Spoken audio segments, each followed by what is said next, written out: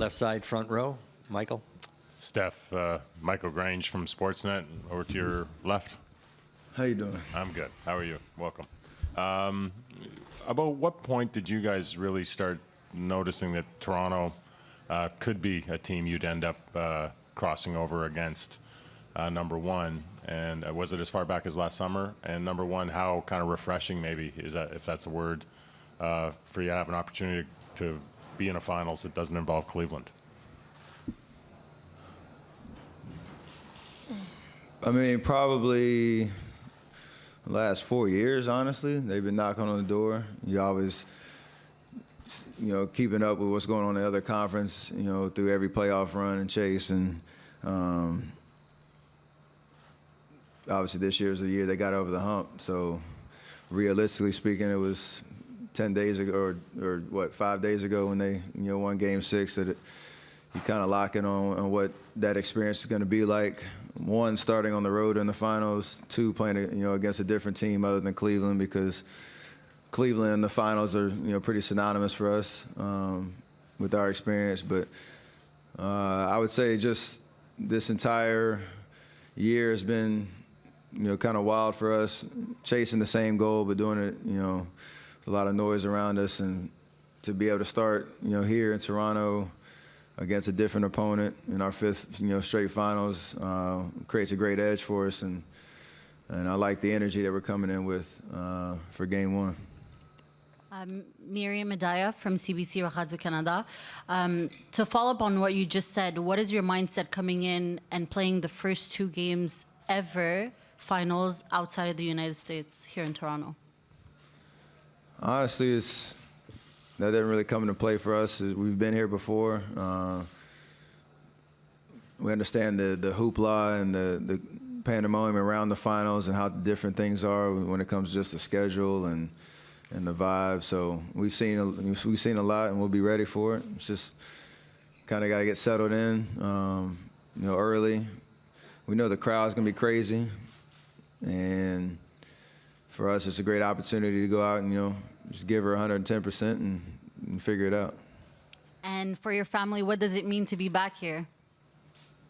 It's special. I talk about it every year. My dad having played here for 3 years. This is where he retired back in '02.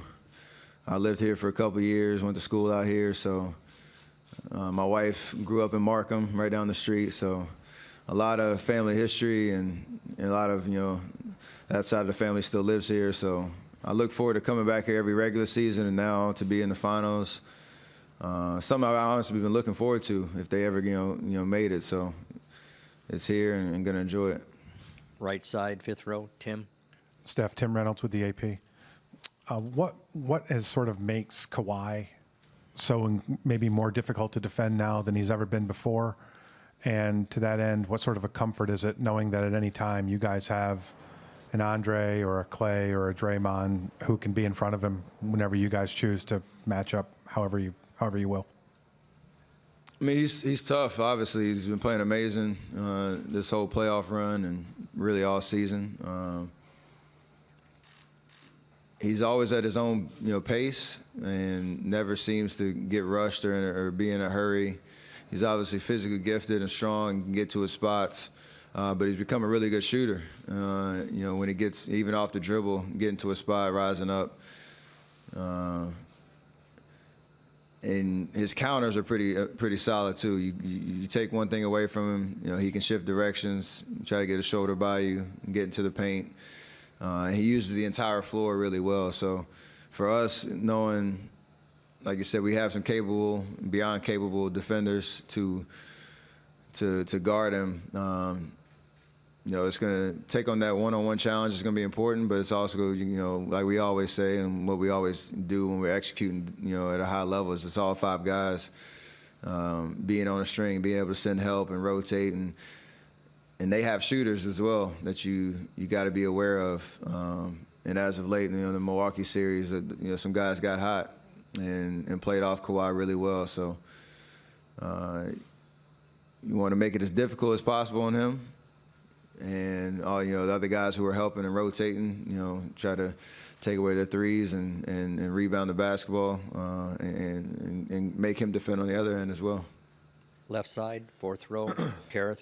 Hi, Steph. Jeremy Lin shared his favorite memory of you. It was from back in the day. You guys were teammates. The Warriors were struggling at that time. You had gone through some injuries, and then before game 82, he said you rolled your ankle. So he joked he was expecting to start that game, but no, you came out to play. So a couple questions off that. Do you remember that, playing in that game 82?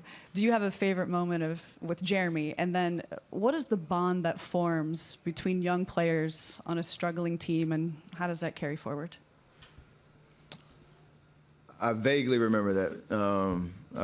When you say ankle rolls, I have to go through the whole Rolodex of 50 different times, so it's hard to pick out one. But I do remember him in the years that we played against him, or with him in Toronto. I mean, I'm all over the place. When we played against or played with him in the Bay, and so when he was there, my impressions of him is just how hard he worked and on a daily in practice.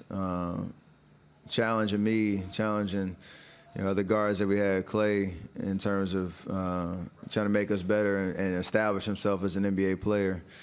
And like most of the world, is my favorite thing about him is his perseverance. I remember when can't remember exactly who came out on the court, but when he got waived in the middle of training camp and ends up in Houston, I think, and then ends up in New York.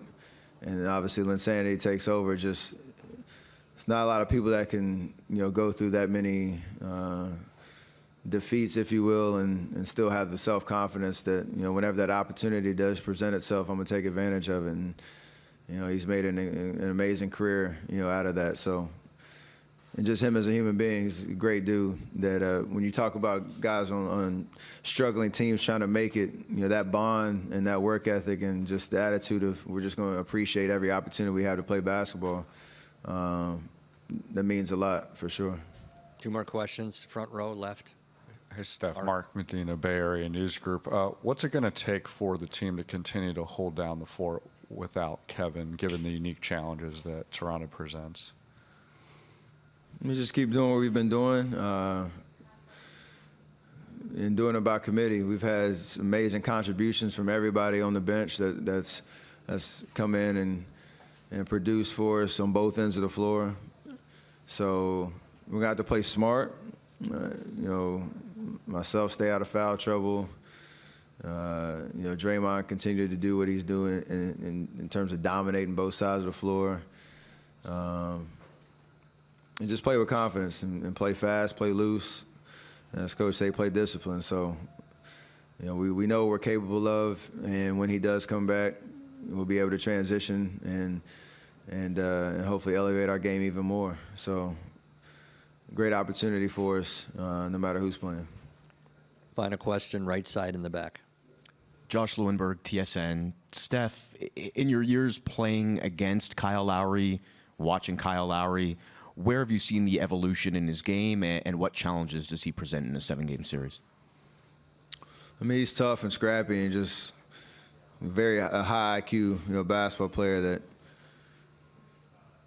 that, in terms of just, he's always seems to be in the mix, whether he's taking a charge or getting a loose ball or getting a steal or knocking out a big shot.